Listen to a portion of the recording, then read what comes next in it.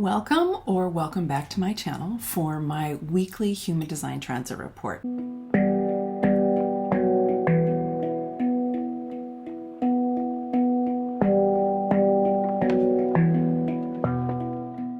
Today is January 24th, and we're in the same Earth and Sun transit as we were on Saturday, which was the beginning of the Human Design New Year. We'll continue in this same transit through Thursday and then the changes on Friday. So in this video, I'm going to talk a little bit about what else is happening in this transit. But if you want more about the gates, you should go and watch this other video that I created that I released on Saturday that's about the Human Design New Year and the Sun and the Earth placement. Then I'm also going to talk about the transit that's starting on Friday so you can be ready for what's coming up next. One thing I want to note, which happened actually a little while ago, I think about a couple of weeks ago, is that the North and the South node moved out of the gate 3420. Now, they had been in the 3420 for months. And that is known as the channel of charisma or the channel of the manifesting generator. It's the only channel that goes directly from the sacral, which is the most powerful engine in the chart, directly to the throat. So it's a super powerful, super fast, dynamic energy. And we were all experiencing that for a period of months, and it's gone now. So if you're feeling maybe a little extra tired, or if you're wondering where some of that get up and go went that you have been feeling for a few months, and now it's like, not so much, it may be because that is no longer being lit up. And so you might need a little bit of time to actually rest, particularly if you're a projector or a reflector, even if you're a manifestor, but especially if you're a projector or a reflector, or potentially if you're a pure generator like me. I'm not really noticing the change so much myself, but I imagine that there are people that are. So I just wanted to highlight that for you in case you're feeling that way. It's not just wintertime for those of us here in the Northern Hemisphere. But when we look at the chart for this transit that we're in right now, I talked about as I said, the Sun and the Earth gates on the last video, but I want to just name that this is a reflector chart. If you take a look at this, you'll see that none of the channels and none of the centers are colored in or defined. Of course, there are gates because there's always going to be gates that are defined, but there's no centers and there's no channels. Now, a caveat to that is that this is only half of the data that goes into creating a full human design chart that we create for a person or an event. The reason for that is that when we're just doing a transit, we're only taking the planetary positions that are happening right now. And so we're not taking all of the ones from 88 days prior, which is what we have in both charts. So there's a lot less data here. And so there's less opportunity for there to be a complete channel and defined centers. Nonetheless, we've had defined centers and defined channels all the way through the fall, and I haven't actually seen all that many reflector charts. I would say that when we have a reflector chart like this, it's an opportunity for you to get more clearly in touch with your own energy, because you're not going to be so influenced by channels and centers that are being defined by what's going on with the planets right now. So you're going to have more access to your own energy, and you're not going to be so deeply influenced. Now, of course, as I said, many of the gates are lit up, and so you're still going to be influenced by that. And the report that I did for Saturday about the 41 and the 31, that all still goes. But even so, there's a less of an influence because we don't have centers and channels that are defined right now. So you might want to just have a little reflection for yourself anytime there's a reflector chart, and also just certainly through this week, about what is your own energy. And how does it feel to you and when you're able to drain out more of the influence that you might have been feeling, especially from that 3420, which was defining the throat and the sacral and the connection between them, especially for your non-sacral beings, but also for people like me that have an open throat, where my throat was defined all that time, and now I don't have that happening. So I get to feel a little bit more like what my own energy is. And if you're a non-sacral being, you're going to get to feel what that is, because like I said, we've had a sacral defined for a long time. Moving on to the transit that's going to start on Friday, January 28th. This is different. We actually do have a couple of centers that are defined here, the throat and the G center. And the sun is moving into the gate 19 and the earth is moving into the gate 33. So let's talk about this sun placement to start out with. So the gate 19 is on the root center, and it is facing towards the emotional solar plexus, and it's known as a really emotional gate. It's also quite sensitive. My kid actually has the gate 19, and I see this very, very clearly in them, that the sensitivity of this gate 19 can show up in many, many different ways. It can happen emotionally, it can happen with food, either with taste of food, but also with whether or not the food feels good in your body. It can be tactile, whether touch feels good or not. I know my child just loves super soft clothing and no labels. They don't like labels at all. So I get them lots of super cozy, soft clothing because that's what feels really good to them. So for people who have this defined in their charts, that's some of the things that are true for them. And you may be feeling extra sensitive to, it could be to sound, it could be to just outer stimuli, it could be to things that you feel, what you're eating, and so on. So it could be in a lot of ways, but it could also be emotional. In understanding human design, it's called wanting, and in quantum human design, it's called attunement. And it has a lot to do with intimacy. It's in a relationship channel in the chart. It's part of the tribal circuit, and it's part of the community or commerce sub-circuit of the tribal circuit. And so it has a lot to do with relationships, and it has to do with intimacy. And intimacy obviously is a very sensitive thing, right? And so for us, while we're feeling the energy of this 19, intimacy may be coming up. You may feel a little more sensitive around intimacy. You might feel hurt a little more easily. You might actually hurt someone else a little more easily because, of course, other people are going to be influenced by this as well.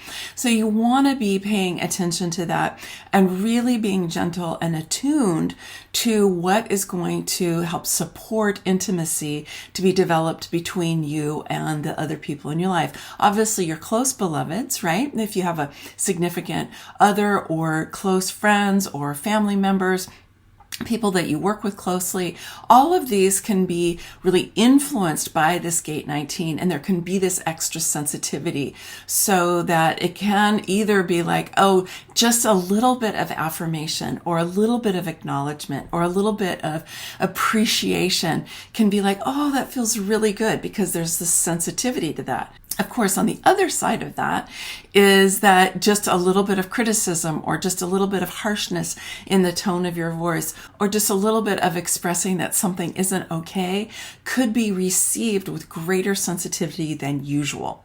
The highest expression or the awakened expression of the gate 19 is to be able to be sensitive without getting overwhelmed. It's the ability to create intimacy without being too sensitive and hurt too easily. It's the ability to use one's sensitivity in a positive way and to be able to manage it so that you can be in the world with other people. A lot of people who have this are what might call themselves A lot of people who have this are what we think of as highly sensitive individuals, and sometimes they get a really bad rap. And yet, when you can handle that sensitivity and when you can manage it and you know what you need not to get overstimulated, you know what you need to be able to be in the world with other people, you can find a way to allow things to flow through you rather than stick onto you and hurt you.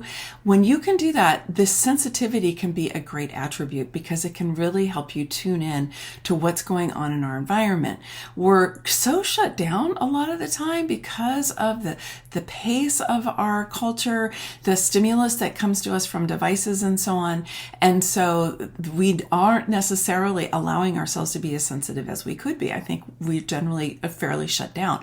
So if we can actually open that up, but also manage it, it's a superpower actually. I've seen this, and this again, referring to my kid, that people who have this can have a really accurate internal BS meter. because they are so sensitive, and they're sensitive to what's going on with other people, that they just have this like BS meter going on. They may not know what it is, but they can tell when something is off. So that can actually be a great attribute and a superpower to have. And the shadow aspect is a kind of power over, where we typically unconsciously are trying to control or manipulate situations so that we can feel more safe, so that we can feel more powerful. There's a lot of reasons that we do that. And for the highly sensitive person, sometimes they can actually become super powerful and controlling it from a kind of victim consciousness state. If you've ever been around some people who are very sensitive and they haven't quite learned how to manage that sensitivity, they don't like it if they hear too much sound, or they don't want you to have any essential oils on you, or they want their environment, they're trying to control their external environment so that they can feel okay. Then they can end up being very controlling on other people. So that's not really what we're looking for, right? I mean, you want to be able to manage your sensitivity well enough that you don't need to try to control other people in order to be comfortable. Then the disempowered aspect of the 19 is when you just feel that you're at the mercy of things, around you, and you either just shut down because that you can't handle that much sensitivity, or you suppress your sensitivity and you try not to feel at all. So you're just blocking all of your sensitivity. And so the one where you feel like you're at the mercy, you could just be trying to avoid situations all the time, or the other one is where you're really, really shutting down your sensitivity. So look out for those things that might be happening for you as we move into this transit. And also, if you or other people in your life have the gate 19, I hope this is helpful information for you to know how to be with that energy and to utilize its attributes and to minimize its potential pitfalls. The Earth is moving into the gate 33. The gate 33 is on the throat center, and it is part of the sensing circuit, and it's one of the storytelling gates. In understanding human design, it's privacy, and in quantum human design, it's retelling. I really think of this as an energy of being able to be with one's own stories and to both experience one's stories and also witness them, and then also be able to receive stories from other people and witness them as well. And one of the key parts of this is to be able to digest it.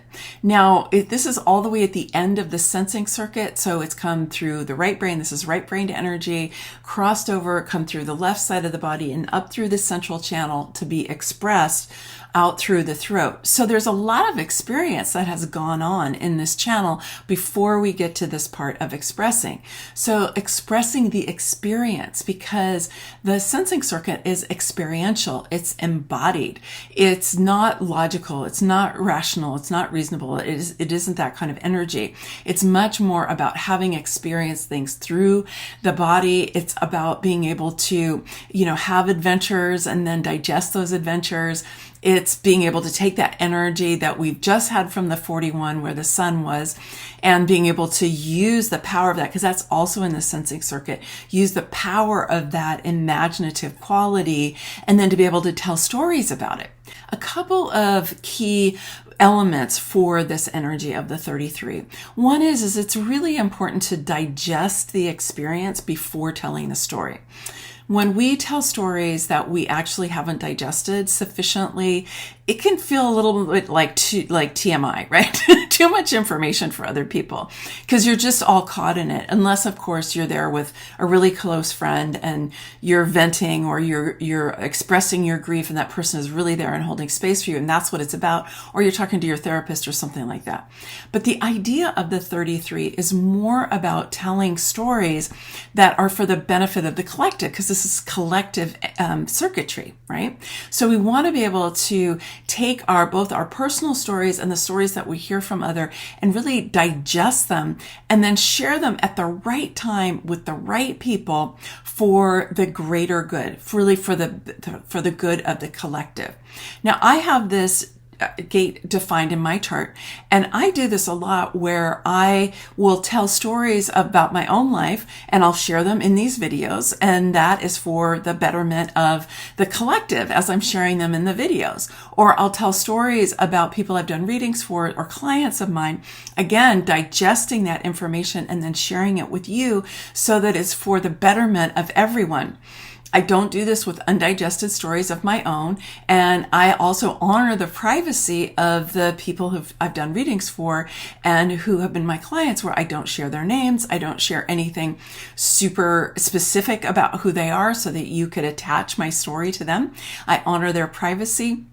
But I do tell their stories because it is a betterment for everyone. And generally, they always feel great about that.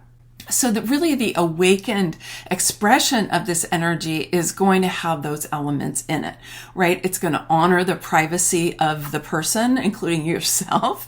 It's going to be digested experience where really the golden nuggets have emerged. And then that's what you're going to be telling the story about. And sometimes they can even be kind of mythological, right? You know, the once upon a time story.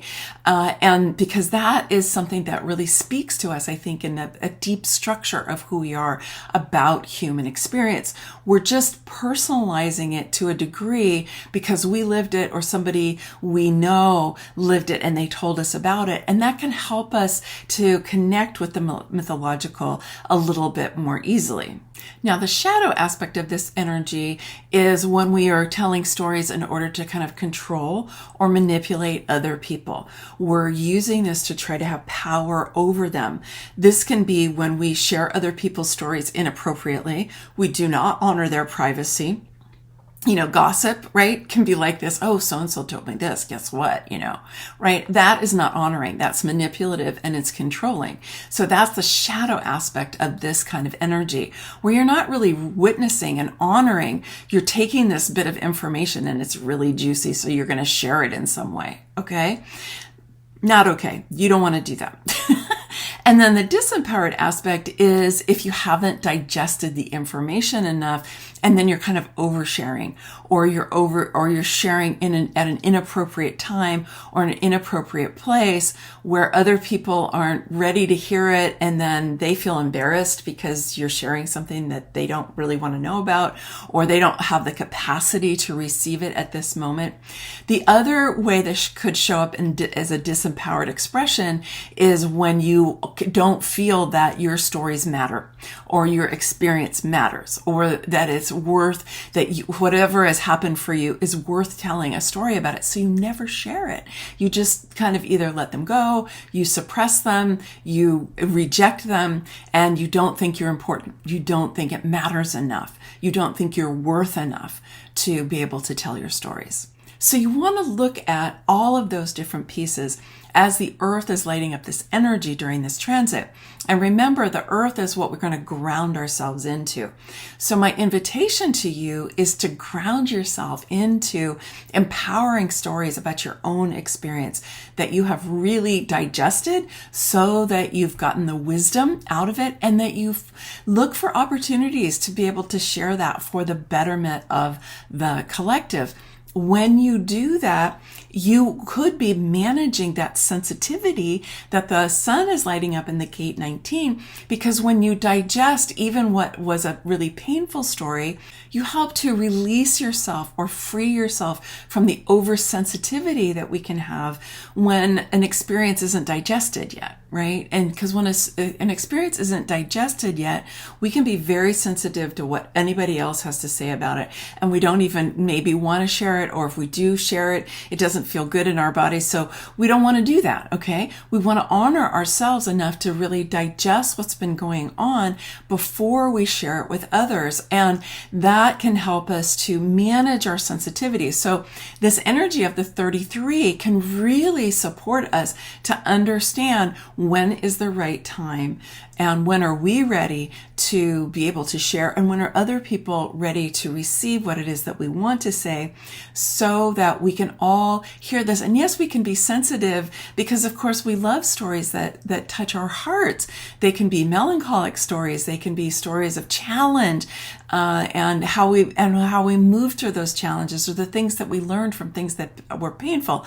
Absolutely, those things are meaningful, but we want to make sure that we've done it in a way that it is for really the blessing of everyone. So my invitation to you is to tap into your creativity, tell stories, allow yourself to be sensitive, and be sensitive to other people and their sensitivity, and to understand that telling stories can develop deep intimacy for you with other people in your life.